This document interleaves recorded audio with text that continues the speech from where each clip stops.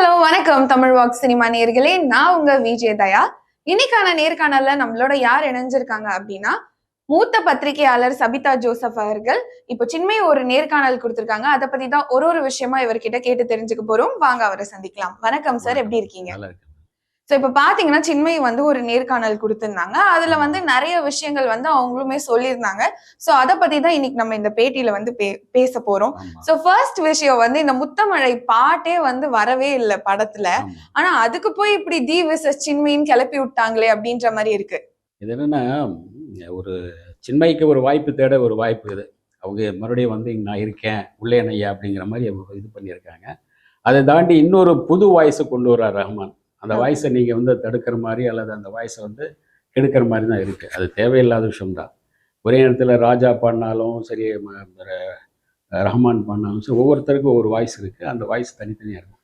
இது ரஹ்மான் புதுசாக ஒரு வாய்ஸை தேடிட்டு கொண்டு வந்தார்.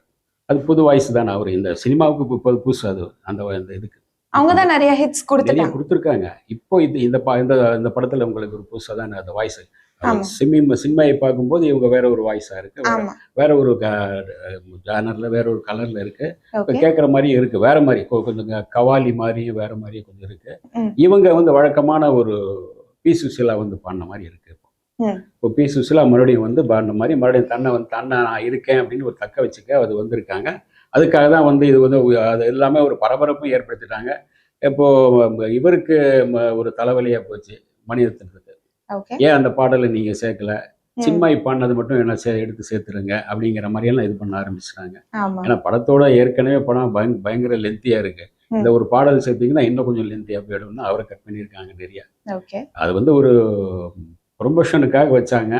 ப்ரொமோஷன்லாம் அதெல்லாம் இருக்குன்னு எதிர்பார்த்து நீங்க உள்ள வரும்போது சிலது இருக்கும், சிலது கட் பண்ணிடுவாங்க. அந்த மாதிரி தான் அது. இதை அவங்களுக்காக ஒரு மறுபடியும் நான் இருக்கேன்னு சொல்றதுக்கு வந்திருக்காங்க அவங்க, அப்படிதான் நினைக்கிறேன். ஓகே. சோ இப்போ பாத்தீங்க அப்படின்னா சின்மய் பாடி நல்லா ஃபேமஸ் ஆயிட்டாங்க இந்த முத்தமழையினால. சோ கோச்சுக்கிட்டாங்க அந்த மாதிரி செய்திகள்லாம் போயிட்டு இருக்கே. நம்ம கோச்சுக்கிட்டாங்க. இவங்களே ஒரு இது பண்ணியிருக்காங்க இல்லையா, ஒரு மன்னிப்பு தெரிவிக்கிற மாதிரி. இல்ல உனக்குன்னு ஒரு பெரிய வாய்ப்பு இருக்கு, இது இருக்கு அப்படின்னு சொல்லி இவங்களே சமாதானம்லாம் படுத்திருக்காங்க. அவங்க கோச்சுக்கிட்டாங்கன்னு சொல்லும்போது இவங்க சமாதானம்லாம் பண்ணியிருக்காங்க. சரி, அந்த சமாதானமும் அந்த கோச்சுக்கிறதும் எப்படி இருக்கு, எவ்வளவு தூரம் போகும்னு தெரியல, பார்க்கலாம். ஓகே. சோ இப்ப நிறைய பேர் அன்பேன் சின்மயி அப்படின்ற ஹேஷ்டேகை ட்ரெண்ட் பண்ணிட்டு இருக்காங்க. சோ இத பத்தி அது ஒவ்வொருத்தரும் ஒரு இது பண்ணிட்டு போறது தானே. அது இது பண்ண மாட்டாங்க இவங்க. இப்போ இப்போ இப்போ பேசுனதுல மறுபடியும் என்ன கொண்டு வந்திருக்காங்கன்னா வைரமுத்து விஷயம் தான் கொண்டு வந்திருக்காங்க. இதெல்லாம் தள்ளிட்டு வைரமுத்து விஷயம் தான் கொண்டு வந்திருக்காங்க. இவர் தான் இத்தனை காலமா இந்த மாதிரி ஒரு நல்ல பாடகியே, ஒரு இனிமையான ஒரு பாடகியே பாட விடாம பண்ணிட்டாரு, எடுத்துட்டாங்களே அப்படிங்கிற மாதிரி ஒரு கொதிக்க வச்சிருக்காங்கன்னு நினைக்கிறேன். அது கொதிநிலை தான் இருக்கு. எல்லோருமே அந்த அங்கங்கே ஒரு குரல் கொடுத்துட்டே இருக்காங்க. பாவிகள் இது பண்ணிட்டாங்களே அப்படின்னு சபிக்க ஆரம்பிச்சிருக்காங்க சில பேர். ஆமா. சோ 2018ல வெளிவந்த பிரச்சனை இன்னுமா அதுக்கு ஒரு முடிவு காணல. இல்ல, இவங்க தான் அப்பப்போ ஊதி இது பண்ணிட்டு இருக்காங்க. அவர் வைரமுத்து இங்க வாயை திறக்கல அதிகமா. அதுக்கு பிறகு அவர் கட்டுப்பட்டு அடங்கி இருக்கார். இவங்களே ஒரு இது சொல்லியிருக்காங்க இல்லையா, அதுல அதாவது அவரே சமரசத்துக்கு வந்தாரு, அதுக்கான ஆதாரம் என்கிட்ட இருக்கு, நான் சமரசத்தை ஏத்துக்கல அப்படின்னு சொல்லியிருக்காங்க. அதான் எந்த மாதிரி சமரசம்னு ஒண்ணு சொன்னாங்கல்ல. ஆமா, சினிமாங்கிறது நீங்க 24 கிராஃப்ட் உள்ள ஒரு தொழில் பேட்டை. அது அதுல 24 கிராஃப்டை ஒரு படம் நீங்க எடுக்கும்போது அந்த 24 கிராஃப்டை சேர்ந்தவங்களே நீங்க பயன்படுத்தணும் அப்படிங்கிறது ஒரு எழுதப்படாத ஒரு சட்டம் ஒன்று இருக்கு உள்ள. ஒரு பாடகியா, ஒரு பின்னணி பாடகியா அல்லது ஒரு ஸ்டண்ட் யூனியனை எல்லாத்தையும் நீங்கள் பயன்படுத்தணும். அந்த வகையில் இவங்க சொல்கிறது பார்த்தா எல்லாமே வைரமுத்து மேலே தான் சொல்லிட்டு இருக்காங்க. வைரமுத்து தான் அவரால் அப்படிங்கிற மாதிரி சொல்லிட்டு இருக்காங்க, வெளியே பேசுகிறாங்க. இவரால் தான் எல்லா வாய்ப்புகள் போயிடுச்சு, இத்தனை வருஷம் பேச முடியாமல் போயிடுச்சு அப்படின்னா அது கிடையாது. சினிமாங்கிறது நீங்கள் எல்லார்ட்டையும் ஒரு கொதி நிலையிலே இருக்கக்கூடாது. நான் தெரியுமா யார் தெரியுமான்னு சொல்லவே முடியாது. ரொம்ப இதமாக பட்டும் படாமல் போயிட்டே இருக்கணும். ஹாய் ஹாய் அவ்வளோதான். இப்போ நீங்கள் நார்த்தில் போனீங்கன்னா நியூவாக இருந்தாலும் யாராக இருந்தாலும் ஒரு கட்டி பிடிச்சி ஒரு ஹக் பண்ணி ஒரு முத்தம் கொடுக்குறாங்க, தெரியுமா? அதெல்லாம் நீங்கள் இந்த மாதிரி வைரமுத்து இப்போ நம்ம பண்ணால் கூட ஒரு இது ஒன்றும் கிடையாது இல்லையா சார்? கல்ச்சர்னு ஒன்று இருக்குல்ல சார். என்ன இங்கே கல்ச்சரில் இங்கே வந்துருச்சு. தமிழ் சினிமாவில் நீங்கள் உள்ளே போய் பார்த்துருக்கீங்களா? தமிழ் சினிமாவில் நடிகைகள் மீட் பண்ணும்போது ஒரு ஹக் பண்ணுறாங்க, ஒரு கிஸ் பண்ணுறாங்க. ஏன் இன்னைக்கு குஷ்புவை எதுவர் பண்ணார்ல, நம்ம யார், நம்ம விஷால் ம். பாத்தீங்களா? அந்த ஒரு பொது மேடையிலே வந்து கட்டி பிடிச்சு ஒரு உம்மா கொடுத்தாரு இல்லையா? இது என்ன கல்ச்சர் நீங்க சொல்வீங்க சொல்லுங்க? ஓகே. இப்போ வந்து அவர் வந்து வைரமுத்து ஒரு பெண்ணை வந்து தலையில வந்து கை வச்சு வாழ்த்துனா உடனே உங்களுக்கு வேற மாதிரி தோன்றது இல்லையா? அந்த ம். மாதிரி இருக்கக்கூடாது இல்லையா? நார்த்தில் அந்த கல்ச்சர் இருக்கு, சினிமாவில் அந்த கல்ச்சர் வந்தாச்சு, எப்போ வந்தாச்சு. ஆமா. அதாவது விஜயகுமார் தான் அதை தொடங்கி வச்சார் ஆரம்பத்தில். ம். அவர் தான் யாரை பார்த்தாலும் கட்டி பிடிச்சி டமால்னு ஒரு உம்மா கொடுத்துருவார் யாரை பார்த்தாலும். ம். அது அந்த கல்ச்சர் வந்து நார்த்ல இருந்து அவர் பயன்படுத்தி இங்க சினிமாவில் எல்லாருக்கும் பண்ண ஆரம்பிச்சிட்டாங்க. ம். எல்லா நடிகைகளும் ம். நடிகர்களும் பண்ண ஆரம்பிச்சாங்க, டைரக்டர்களும் ஆரம்பிச்சிட்டாங்க. ஓகே. டைரக்டர்களும் வர்றாங்க. வந்து நீங்க ஒரு பாடலாசிரியரா, ஒரு புகழ்பெற்ற பாடலாசிரியரா இருக்காங்க. நீங்க வந்து அதாவது நான் இன்னொரு விஷயத்த சொல்லிக்கிறேன். ஒரு பழம்பெரும் நடிகை வெண்ணிராடை நிர்மலா ஒரு நேர்காணலில் சொல்லியிருக்காங்க. ம். அன்னைக்கு நடந்த சம்பவத்தை அந்த சமயத்துல நீங்க எதிர்ப்பு தெரிவிச்சிருக்கணும். ம். அன்னைக்கு ஒண்ணுமே சொல்லாம நீங்க அந்த ஒரு காரியவாதி அன்னைக்கு அந்த சம்பவத்தை பயன்படுத்திட்டீங்க, அவரை பயன்படுத்திட்டீங்க. ம். இன்னைக்கு அவர் புகழ்பெற்ற ஒரு மனிதனா ஒரு பேரம் பேத்தியோடு இருக்கும்போது இப்போ சொல்றது சரியில்லை. ம். மிகப்பெரிய அது ஒரு அஹ், ஒரு தவறா இருக்கு. தவறான விஷயம், ஓகே. அநாகரிகமான விஷயம் அது அப்படின்றாங்க. ஓகே. ஒரு நடிகையே அவங்க சொல்றாங்க. ம். ஆனா அவங்களும் பல நடிகைகளோடு பல நடிகர்களோடு சந்திச்சிருக்காங்க. வெண்ணிராடை படத்துல வந்து நடிக்கிறதுக்கு முன்னே காதலிக்க நேரமில்லை படத்துக்கு செலக்ட் பண்றாங்க. நீ ரொம்ப ஒல்லியா இருக்க வேண்டாம்னு சொல்றாங்க. அதுக்கு பிறகு அதே படத்துல வந்து ஜெயலலிதாவை கொண்டு வர்றாங்க. ஜெயலலிதா வேண்டாம்னு சொல்லிட்டு அதுக்கு பிறகு வேற ஒருத்தர் கொண்டு வர, இப்படி நிறைய இருக்கும் அதுல. ஆ. அதனால வந்து உங்களுக்கு இங்க வந்து ஒரு ஹக் பண்றது இது பண்றது ஒரு பெரிய விஷயம் கிடையாது. இவங்க ஏதோ அன்னைக்கு நடந்தது, அன்னைக்கு நடந்த சம்பவத்தில் இப்போ அன்னைக்கு ரொம்ப பழசா போனோம்னா அன்னைக்கு வந்து அவர் படிக்கட்டுல இருந்து இறங்கி வர்றாங்க, இவர் கூட வர்றாரு, அந்த மாதிரி எல்லாம் ஏதோ சொல்லியிருப்பாங்க. இன்னைக்கு நடந்தது, அது முடிஞ்சு போச்சு அது. ம். இப்போ மறுபடியும் இவங்க வந்து என்ன பேசிக்கிட்டு இருக்காரா, வைரமுத்து மேல அதை தான் சொல்லிட்டு இருக்காங்க. ஓகே. அவர் ஒரு மிகப்பெரிய புகழ்பெற்ற மனிதர், அவரால் எல்லாம் முடியும்னா அவரால் எதுவுமே முடியாது. ம். அவர் குறிப்பிட்ட ஒரு சிலரை வந்து நீங்க பாட விடாம தடுக்கலாம். குறிப்பிட்ட சில பேர். ரஹ்மான் கூட அவர் சொல்றது கேட்க போறதில்ல. ம். ரஹ்மானுக்கு தேவை ஒரு புதுசா ஒரு வாய்ஸ் வேணும், அது அவ்வளவுதான் அவருக்கு. ஓகே. உங்களுக்கு அந்த லியோல கூட அவர் பேச வச்சிருக்காங்க, இவங்களுக்காக பேசியிருக்காங்க. ஆமா. அது கூட வேற ஒரு சர்ச்சையா போச்சு. ஆமா. ஏன்னா தமிழ்நாட்டில் வந்து அவங்க இது வந்து ராதா ரவி தடை செஞ்சிருக்காரு அவங்க பேசக்கூடாதுன்னு. ஆமா. ஒரு 3 வருஷமோ 2 வருஷமோ வந்து சந்தா கட்டாதனால ம். அவங்க இதுல இருந்து அந்த டப்பிங் ஆர்டிஸ்ட் யூனியன்ல இருந்து அவங்க தூக்கிட்டாங்க. ம். அதுக்கு பிறகு தமிழ்நாட்டில் வந்து அவங்க பேசக்கூடாது அப்படிங்கிற ஒரு தடை இருக்கு. ம். அதையும் மீறி வந்து லியோ படத்துல வந்து வெளியே ஆந்திராவில் எங்கேயும் போய் பேசினாங்க. ம். அதனால வந்து அதுக்கு பிறகு வந்து அதுக்காக வந்து டைரக்டர் வந்து அபராதம்லாம் கட்டணும், அவருக்கு கூப்பிட்டு தண்டிச்சு அதுக்காக ஒரு பெரிய தொகை ஒன்று கொடுத்தாரு டைரக்டர். அதுக்கு பிறகு காம்ப்ரமைஸ் ஆயிடுச்சு. இல்லாட்டி அந்த பிரச்சனை பெருசா போச்சுன்னா அன்னைக்கே வந்து அந்த வாய்ஸை கட் பண்ணிட்டு வேற போடு அப்படிம்பாங்க. ஓகே. த்ரிஷா என்ன விரும்பியிருக்காங்கன்னா இவங்க தான் இவங்க வாய்ஸ் தான் தேவை எனக்கு அப்படின்னு. ம். அதனால தான் அவர் பேசுனாங்க.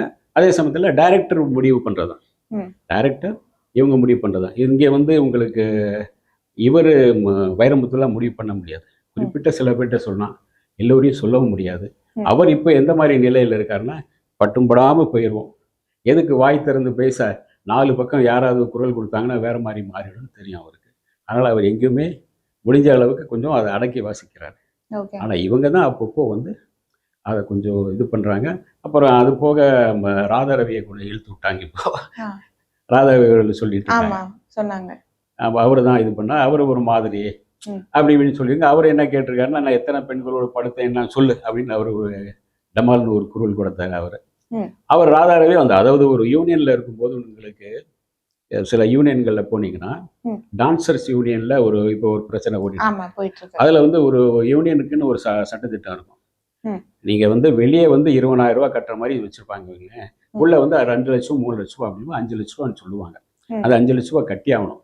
ம். அவர் கட்டினாதான் அவங்க சேர்ப்பாங்க. அதே சமயத்தில் வந்து வாரிசா இருக்கும்போது ஒரு பாதி கட்டணம் வாங்குவாங்க. அந்த மாதிரி எல்லாம் இருக்கு. ம். இவங்க இது பண்ணும்போது குறிப்பிட்ட ஒரு அமௌண்ட் வாங்கியிருப்பாங்க. ம். 1 லட்ச ரூபாய் இன்னைக்கு 1 லட்ச ரூபாய் 2 லட்ச ரூபாய் நினைக்கிறேன் ஒரு டப்பிங் ஆர்டிஸ்ட் வரணும்னு. ஆமா. இவங்களை இவங்களை தாண்டி எக்கச்சக்கமான ஆட்கள் இருக்காங்க. ம். இவங்க சில பேருடைய பிழைப்பை கெடுத்துருவாங்க அப்படின்னு அந்த கோபத்தில் இருக்காரு இல்லையா? ஓகே. இவங்க மேல ஒரு கடுப்புல இருக்கிறவங்க, கோபத்துல இருக்கிறவங்க இவங்களை எப்படியாவது இதுல தூக்கிடணும், ம். ஒரு ஏதாச்சும் ஒரு பனிஷ்மெண்ட் கொடுக்கணும்னு நினைப்பாங்களா? அந்த மாதிரி நடந்ததும் அந்த டப்பிங் ஆர்டிஸ்ட் யூனியன்ல இருந்து இவங்களை வெளியேற்றப்பட்டது. ஓகே. ஆனா நீங்க சொல்றதெல்லாம் பார்த்தா வைரமுத்து பேசாம இருக்காரு, இவங்க தான் தூண்டி விட்டுட்டே இருக்கீங்கன்னா, அந்த ஒரு இஷ்யூ வந்து கன்டினியூஸா ஒருத்தங்க என்ன ஹராஸ் பண்ணிட்டே இருக்காங்க. இண்டஸ்ட்ரியில இன்ஃப்ளூயன்ஷியலா இருக்காங்க. என் கெரியரே அவங்களால போச்சு அப்படின்றப்போ சொல்றதுல தப்பில்லையே. கெரியர் எங்கே போச்சு? நீங்க தான் கல்யாணம் பண்ணிட்டு நீங்க இதுக்கு போயிட்டீங்களே. கல்யாணம் பண்ணிட்டு குழந்தை குட்டையோடு இதுல ஆந்திரால தான் வாழ்ந்துட்டு இருக்கீங்க போயிட்டு. தமிழ்நாட்டுல பேன் ஆனதுனால தானே ஆந்திராக்கு போனேன். தமிழ்நாட்டுல பேனான்னு சொன்னான்னு சொல்றதில்ல. நீங்க யார் இங்க வந்து உங்கள அவர் ஒண்ணும் தடையே பண்ணலையே. ம். அவர் தடை பண்ணியிருந்தா எப்படி தடை பண்ண முடியும்? ம். நீங்க கேஸ் போட்டுக்கலாம், இது போட்டுக்கலாம். எப்படி தடை பண்ண முடியாது அவரால? ம்.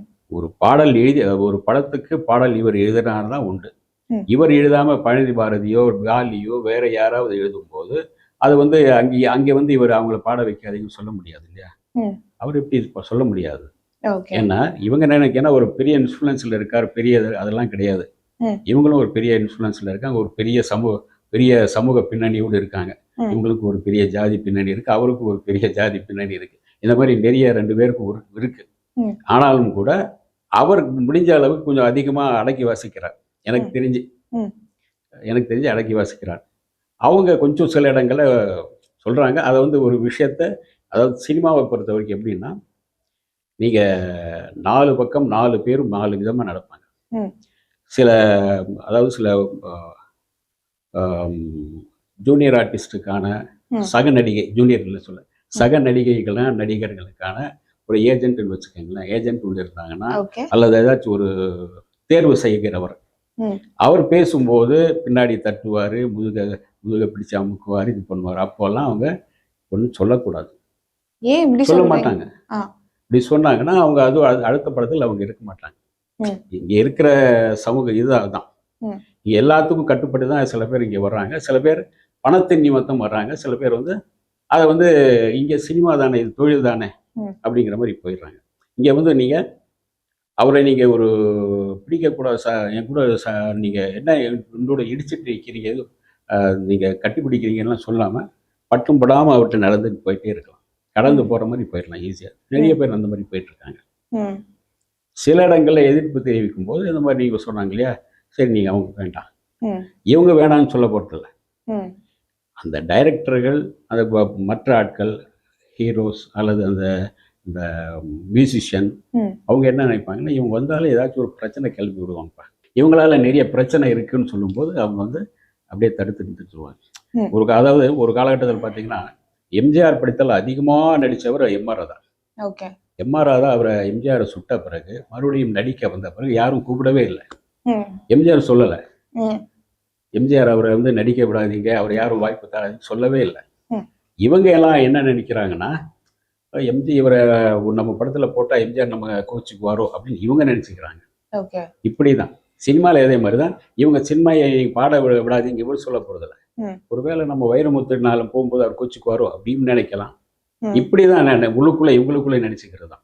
இவங்க இந்த மாதிரி ஒரு சில பிரச்சனை ஒரு இனத்துக்கு இப்படியும் நினச்சிக்குவாங்க, இவங்களாம் நினச்சிக்கிறது தான். ஓகே. அவரோ இவங்களோ எதிர்த்து பேசி நிற்கிறதே கிடையாது. நேருக்கு நேரம் நின்றாங்கன்னா அது ஒரு 5 நிமிஷத்துல பேசி முடிச்சு போயிட்டே இருக்கலாம். ம். அந்த மாதிரி தான். ஓகே. சோ இப்போ மக்கள் வந்து சின்மையோட பேனுக்கு இப்பதான் வந்து கொந்தளிச்சிட்டு இருக்காங்க, ஆமா. முத்தமழை பாடலுக்கு அப்புறமா. ஆமா. ஆனா பேனன் தான் எப்பயோ தெரியுமே, அப்பயே இந்த மக்கள் குரல் கொடுக்கல. மக்கள் வந்து நீங்க என்னன்னா திடீர்னு ஒரு இது சொல்லுவாங்க, புதுசா கண்டா பறப்பாங்க, பழசானா மறப்பாங்க அப்படின்னு ஒரு கவிஞர் சொல்லியிருந்தார். அப்படிதான் புதுசா வரும்போது டக்குன்னு பறந்து எதுவும் சொல்லுவாங்க, டக்குன்னு அடுத்த ஒரு மேட்டர் வரும்போது இதை மறந்துட்டு அது போயிடுவாங்க. இப்போ நாளைக்கே வேற ஒரு சர்ச்சை ஒன்று வந்துச்சுன்னா பார்த்தீங்கன்னா இதை மறந்துட்டு அது போயிடுவாங்க. மக்களுடைய மென்டாலிட்டி அவ்வளோதான். ஓகே. மக்கள் இப்போ அது சொல்லிட்டு இருப்பாங்க, ஒரு திடீர்னு வேற ஒரு பிரச்சனை வரும்போது அந்த பிரச்சனைக்கு தாகிடுவாங்க. இதுதான் நிஜம். அதனால மக்கள் அன்னைக்கு வந்து எல்லோரும் ஏன் அன்னைக்கு குரல் கொடுக்குறேன்னா, அன்னைக்கு சில பேர் குரல் கொடுத்தாங்க, அவர் தரப்புலையும் பேசினாங்க, இவர் தரப்புலையும் குரல் கொடுத்தாங்க. ஆனால் இதை வந்து சுமூகமாக அவங்களே முடிச்சுட்டு போயிட்டே இருக்கணும். அதாவது டப்பிங் ஆர்டிஸ்ட்ல யூனியன்ல வந்து நீங்கள் வந்து சந்தா அதிகமான சந்தாலாம் கிடையாது, குறைஞ்சபட்சம் சந்தா. நீங்கள் சந்தா கட்டிட்டு உங்கள் பாட்டில் மறுபடியும் ராதாராவே கூப்பிட்டு சொல்லியிருக்காரு, ஓகேம்மா மறுபடியும் பணம் கட்டி நீ ஏதோ வச்சு இது பண்ணிக்குமா அப்படின்னு சொல்லி. பணம் கட்டி இல்லை, மன்னிப்பு கேட்டு. மன்னிப்பு அது யாருன்னு அவங்க சொல்லலை, ஆனா மன்னிப்பு கேட்டு சேர்ந்துக்கலாம்னு எனக்கு ஒரு அழைப்பு வந்தது. இவங்க ஏன் மன்னிப்பு கேட்கணும்? மன்னிப்பு கேட்கணும், நீங்க மறுபடியும் அதுல சேர்ந்தாகணும். இல்லை நீங்க இந்த தொழில் நீங்க பண்ணணும் அப்படின்னு சொல்லும்போது சில கட்டுப்பாடுகள் வச்சிருப்பாங்க. அந்த கட்டுப்பாட்டுக்கு நீ கட்டுப்பட்டு போகணும் அப்படின்னு வருத்தம் தெரிவிச்சுக்கிறேன் அப்படிங்கிற மாதிரி தானே. மன்னிப்புங்கிறது இல்லை, செல்ல சார் சாரி சார் இந்த மாதிரி நடந்துச்சு, ஓகே. அப்போ சினிமா இன்னும் ஆணாதிக்கமா தான் இருக்கு. அவங்க ஆணாதிக்கம் பகச்சிட்டுக்கு இல்லை, எதுவும். எல்லாமே இருக்குங்க. ம். எல்லாமே பணம் தான் தீர்மானிக்கிறது. ம். ஆணாதிக்கமும் பெண்ணாதிக்கமும் கிடையாது, எல்லாம் பணம் தான் தீர்மானிக்கிறது. ம். எல்லாம் பணம், எல்லோருக்கும் ஒரு விலை தான் உண்டு. ம். அன்றைக்கெல்லாம் அட்ஜஸ்ட்மெண்ட்டுங்கிறது வேற, ஒரு பட வாய்ப்புக்காக போனது. இன்னைக்கு வந்து பணமாக மாறிட்டு சார். ம். ஒரு சம்பளம் கொடுக்கும்போது உங்களுக்கு 50 லட்சம் சம்பளம்னா 10 லட்சம் அட்ஜஸ்ட்மெண்ட்டுக்கு ஓகே அப்படின்னு எடுத்துக்க. இந்த 10 லட்சம் இங்கே இருக்குது, 50 லட்சம் அங்கே இருக்குது, ஓகேவாம்மா எடுத்தா எடுத்துக்கங்க, எடுத்துட்டா நீங்கள் ஓகேன்னு அர்த்தம். ம். இல்லை எடுக்கலை அப்படின்னா நீங்கள் ஓகே, அந்த படத்தோடு முடிஞ்சு போயிடுவீங்க. ம். அவ்வளோதான். புரியுது. இதுதான் சினிமா. நீங்கள் இதை புரிஞ்சுட்டு தானே சினிமாவுக்கு வர்றீங்க. நீங்கள் என்ன எல்கேஜியா யூகேஜியா ம். சொல்லுங்கள். சினிமாவில் நல்லது உண்டு, கெட்டது உண்டு. இதை ம். புரிஞ்சுட்டு தானே சினிமாவுக்கு வர்றீங்க. ம். அதுக்கே வந்துட்டு அப்புறம் வந்து நீங்கள் இப்படி தொடக்கூடாது, இப்படி இது பண்ணக்கூடாது, அதெல்லாம் எனக்கு முடியாது அப்படின்லாம் சொல்லவே கூடாது. இது சினிமா. சினிமாவில் எல்லாமே உண்டு. அதில் இங்கே ஆணாதிக்கம் பெண்ணாதிக்கம்லாம் கிடையாது. எல்லாமே பணம் தான். போட்ட பணத்தை எடுத்தாகணும். இதுவும் இருக்குது. டைரக்டருக்கு இப்போ அந்த படம் ஓடி ஆகணும், ஹீரோவுக்கு அந்த படம் ஓடி ஆகணும். ஒவ்வொருத்தருக்கும் ஒவ்வொரு மாதிரியான ஆம்பிஷன் இருக்கும். எப்படியாவது ஜெயிச்சாகணும்னு இருக்கும். அதில் ஹீரோயின் ஏதாச்சும் ஒரு, இன்றைக்கியாவது பரவாயில்ல, ஹீரோயின்களுக்கு நல்ல ஒரு மரியாதை இருக்குது. அது அந்த காலகட்டங்களில் வேறு மாதிரி, ஒவ்வொரு காலகட்டமும் மாறி மாறி வந்திருக்கு. இப்போ ஓரளவு எல்லாமே துணிஞ்சு, இப்போ வரவங்கெல்லாம் நல்லா படிச்சிருக்காங்க, துணிஞ்சு பேசுகிறாங்க. இது முன்னால் முடியாது சொன்னால் ஓகே, ஓகேம்மா அப்படின்ற. யாரும் கம்பல் பண்ணுறதே கிடையாது. நான் சொன்னேன் இல்லையா, 10 லட்ச ரூபாம்மா இதுக்கு, அல்லது 20 லட்ச ரூபாம்மா, 3 பேருமா அப்படிமா. ஒரு டைரக்டர், ஹீரோ, ஒரு டிஸ்ட்ரிபியூட்டர், யாரும் அவங்க ஓகேன்னா அந்த 20 லட்ச ரூபா எடுத்துக்கலாம். டிமாண்ட் பண்ண மாட்டாங்க. இல்லை வேணாம், இல்லை சார் நான் நடிச்சுட்டு போகிறேன், ஓகே நடிச்சு போமா, அவ்வளோ. இதுதான் நிஜம். இதை தாண்டி நீங்கள் வந்து உள்ளே போனால் வேற விஷயங்கள் வேற எதுவும் கிடையாது. இதுதான் உண்மையான விஷயம். இன்னைக்கு இப்படி இது மாறி போச்சு. அன்னைக்கு வேற மாதிரி இருந்தது. ஒவ்வொருத்தருக்குள்ள நண்பர்களுக்குள்ள நான் அவங்கள முன்ன சொல்லியிருக்கேம்மா, அவர் வந்து கொஞ்சம் அவர்கிட்ட நல்ல ஜோவியில் நல்லா பழகு, நல்லா பேசு, உனக்கு அடுத்த படத்தை தர சொல்லியிருக்கேன் அப்படின்னு இவங்க சொல்லுவாங்க, இவங்க அவங்கள சொல்லுவாங்க. இவங்களுக்குள்ள அந்த இதுதான் உண்டு அன்னைக்கு. இன்னைக்கு வந்து எல்லாம் பணமாக மாறி போச்சு. ஓகே. ஸோ அதே மாதிரி சின்ன இன்னொரு விஷயமும் வந்து சொல்லியிருக்காங்க. இந்த மாதிரி ராதா ரவி அவர்கள் வந்து இப்போ லைஃப் டைம் டப்பிங் இது. ஸோ ஃபர்ஸ்ட் இதெல்லாம் நம்ம டிஸ்கஸ் பண்றதுக்கு முன்னாடி இந்த dubbing union rules and procedures உங்களுக்கு தெரியுமா? அதை பத்தி விளக்குங்க. இல்லை, டப்பிங் யூனியன்ல ஒரு என்னன்னா, அவங்க என்ன சொல்லியிருக்காங்கன்னா, இத்தனை லட்ச ரூபா கட்டி ஆகணும் அப்படின்னு சொல்லுவாங்க. ஒரு ஒரு அதாவது நீங்கள் இன்கம் டேக்ஸ் இந்த ப்ராப்ளம்லாம் இருக்குல்ல, அதனால் வந்து ஒரு உறுப்பினருக்கு இவ்வளோ 10,000 ரூபா 50,000 ரூபா அப்படின்னு சொல்லுவாங்க. 2 லட்சம் 3 லட்ச ரூபா கலெக்ட் பண்ணுவாங்க.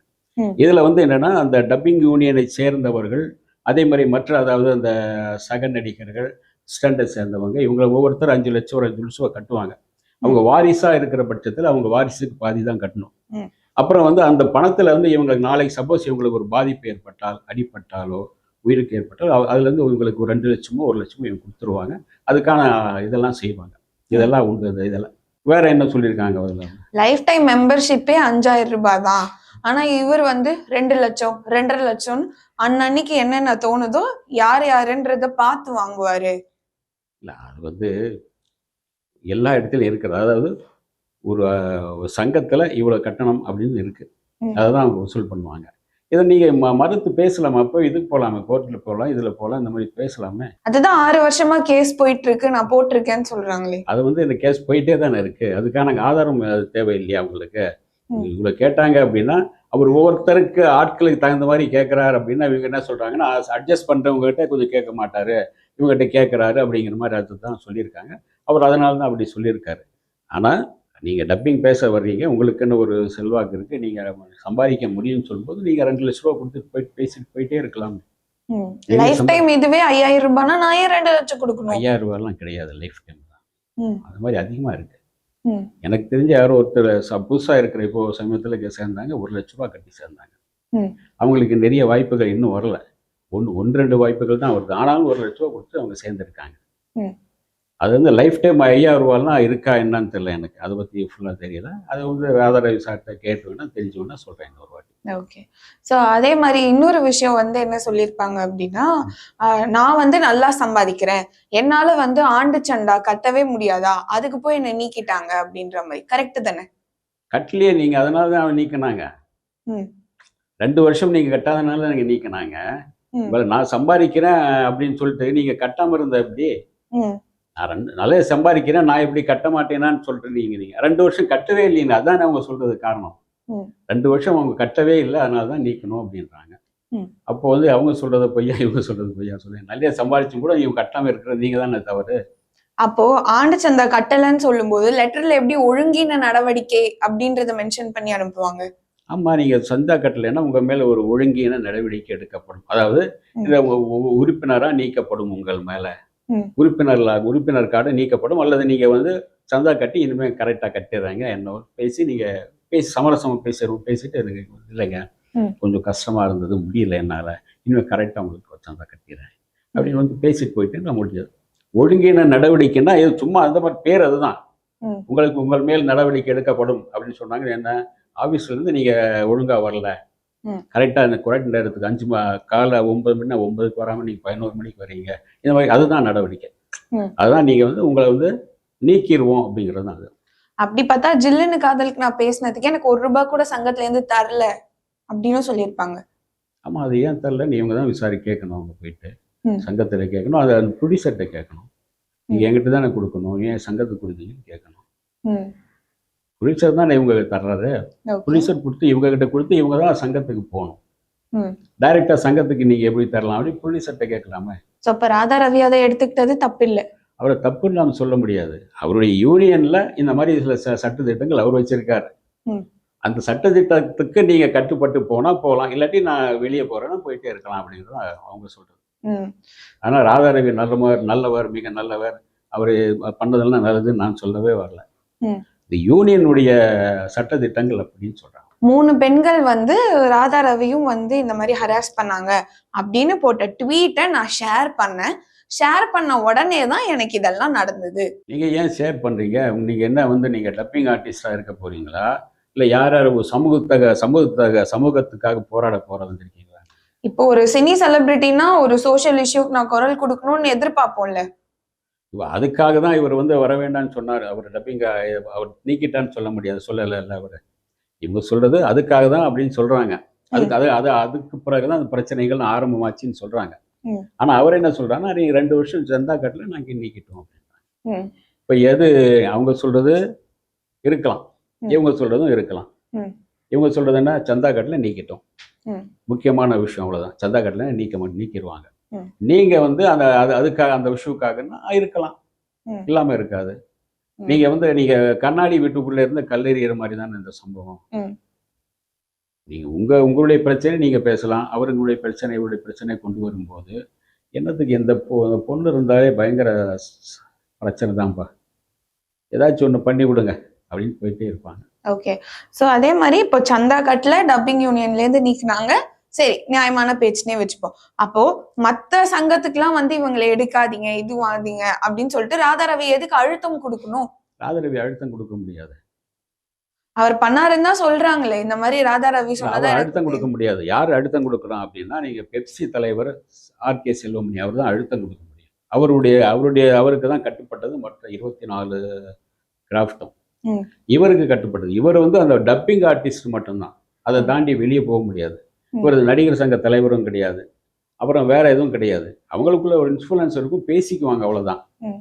மற்றபடி அவங்க நீங்க எல்லாரையும் வந்து நீங்க பயன்படுத்தாதீங்கன்னு சொல்ல முடியாது. அதான் சொல்றாங்களே, ராதா ரவி அழுத்தம் கொடுத்தாருன்னு எனக்கு நல்லாவே தெரியும், அவர் கொடுத்திருக்காரு அப்படின்னு. நம்ம சுயோகத்தின் பேர்ல சொல்றது தானே. அவர் வந்து சொன்னாருன்னா ஏதாச்சும் ஒரு கடிதம் போட்டிருக்காரா, ஃபோன் பண்ணியிருக்காரா, அதை நீங்க ஏதாச்சும் சொல்லணும்ல. ஃபோன் பண்ணி சொன்னதான் அவர் சொன்னாரு, ஒரு கடிதம் போட்டு தான் என்கிட்ட சொன்னாங்க அப்படின்னா ஆதாரம் அதுதான். நாங்கள் யூகத்தின் அடிப்படையில் நான் வந்து அந்த 3 பேருடைய இதை போகிறதுனால கோவிச்சுட்டு என் மேலே இந்த மாதிரி பண்ணியிருக்காரு அப்படின்னு அப்படிதான் சொல்கிறாங்க. அந்த அடிப்படையில் தான் இவங்க வந்து ராதா ரவி மற்ற இடங்களில் எனக்கு வாய்ப்பு தரக்கூடாதுன்னு சொன்னார் அப்படின்னு இவங்க தான் சொல்கிறாங்க. ஆனால் அவர் சொல்லலை. அவரால் அந்த அளவுக்கு அதிகாரம் கிடையாது. 1-2 சில இடங்களை கட்டுப்படுத்தலாம். 24 கிராஃப்ட்ஸில் இவங்க அத்தனையில் இவங்க இருக்க முடியாது. ஒன்று மியூசிஷியன், அப்புறம் பாடுறது அவ்வளவுதானே, அப்புறம் பின்னணி அவ்வளவுதான். இந்த 3 இதுல தான் இவங்க, வேற இதுல இவங்களுக்கு சம்பந்தம் கிடையாது.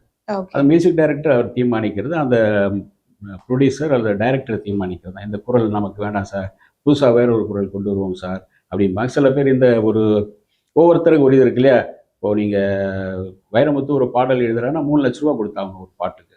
ம். அதுவே வேற ஒருத்தர் எழுதுறாங்க, அப்படியே தாமரை எழுதுறாங்க 2 லட்ச ரூபா கொடுத்தாங்க. இந்த ம். மாதிரி ஒவ்வொருத்தருக்கு குறையும். ஒரு சில பேருக்கு வெறும் 50,000 ரூபா 20,000 ரூபா ஆட்களும் இருப்பாங்க. நம்ம அதை வச்சுக்குவோம் சார். என்னத்துக்கு சார் வைரமுத்து அப்படின்னா என்ன? ம். அது வந்து சின்மயி சொல்லி தான் வைரமுத்து தூக்கிட்டாங்க அர்த்தமாயிடுமா? இல்லை. ஓகே. இப்போ சின்மயி சொன்னதுனால தான் இப்போ ஏஆர் ரஹ்மான் வைரமுத்துக்கு வாய்ப்பு தரலையா என்ன? ம். சொன்னாங்க வைரமுத்து சமீபத்தில் ஏஆர் ரஹ்மான் பாடல்கள் எழுதலை. ஓகே. சின்மயி சொன்னதுனால தான் எழுதலையா என்ன? எழுத வாய்ப்பு தரலையா என்ன ரஹ்மான்? இருக்காது. அப்படியே ஊகிக்கலாம்ல, ஆ. அப்படி சொல்லலாம் இல்லை, அதான் சொன்னேன். ம்.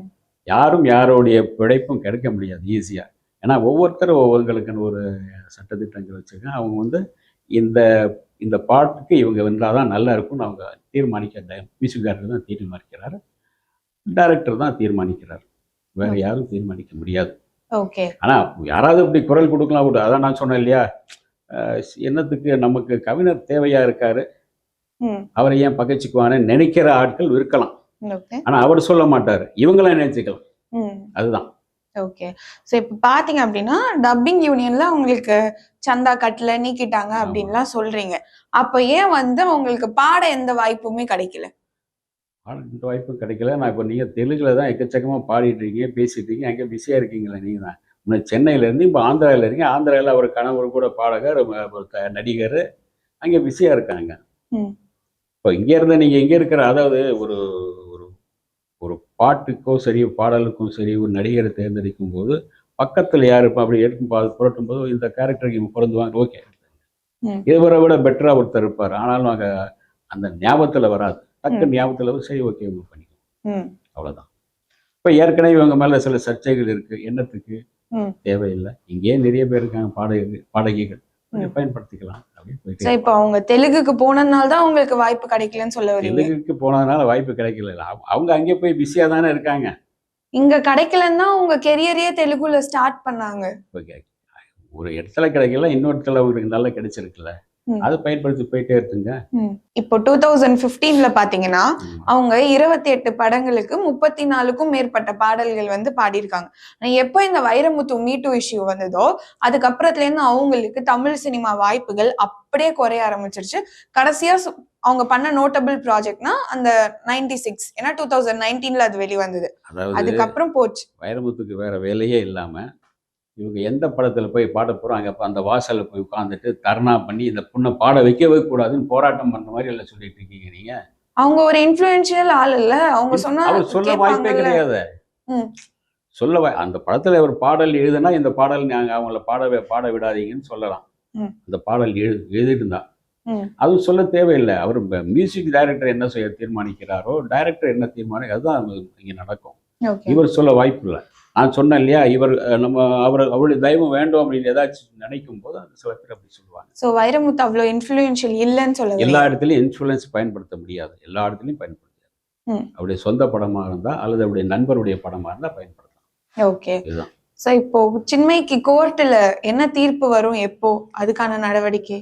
அது என்ன தெரியல இன்னும். அது போயிட்டே இருக்கு. சில நேரங்களில் சில தீர்ப்புகள் அப்படியே தள்ளிட்டு போயிட்டே இருக்கும். திடீர்னு ஏதாச்சும் ஒரு மாற்றம் வந்தால் வரலாம். ஓகே. ஸோ இப்போ அவங்க மன்னிப்பு கேட்டுட்டாங்க அப்படின்னா அவங்க உடனே வந்து சேர்ந்துக்கலாமா? டப்பிங் இப்படின்னா இருக்கட்டும், இல்லை இது மன்னிப்பில் ஒரு மீட் பண்ணி சாரி சார் இப்போ வந்து இது ஒரு தவறாக நடந்துச்சு சார் அப்படின்னா முடிஞ்சது, அவ்வளோதான். சில விஷயங்கள் நீங்கள் ரொம்ப போய் கோச்சிட்டு சண்டை போட்டுலாம் நிற்க முடியாது.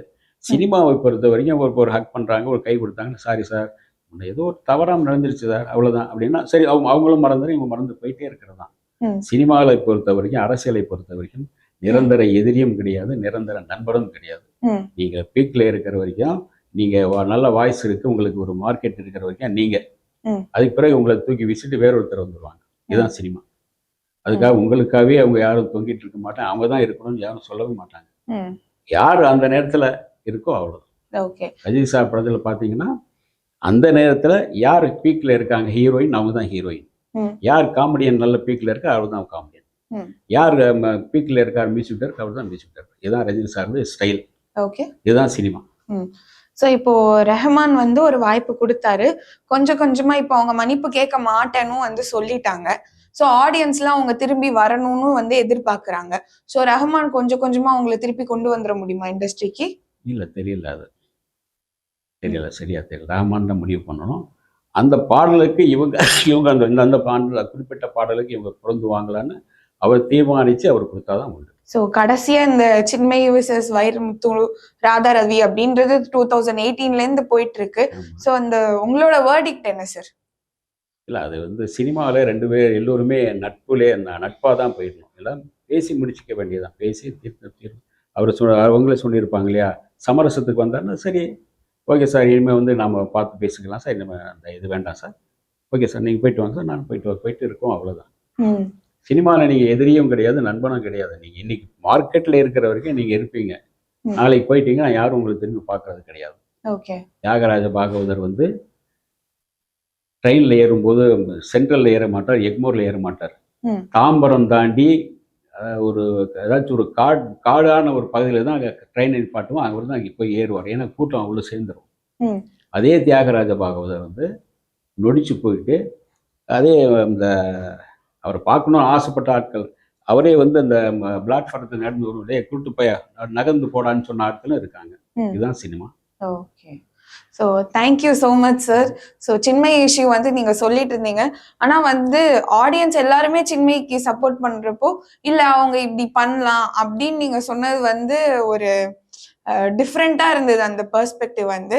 பட் சின்மயி திருப்பி வருவாங்க. ஒரு குடும்பம் தானே, எல்லோரும் சேர்ந்த முயற்சி தானே, எல்லோரும் சேர்ந்தாதான் ஒரு சினிமா உருவாக்க முடியும். இப்போ உங்களுக்குள்ளே இருக்கிற அந்த போட்டி, பொறாமை, ஈகோ எல்லாம் தள்ளிட்டு வந்தீங்கன்னா நீங்க ஈஸியா வந்து எல்லோருமே நண்பர்களா போயிட்டே இருக்கலாம். Okay sir. ஸோ தெரியல இப்போ சின்மயி திருப்பி வருவாங்களா இல்லையான்னு பொறுத்திருந்து பார்ப்போம். அது வரைக்கும் நன்றி.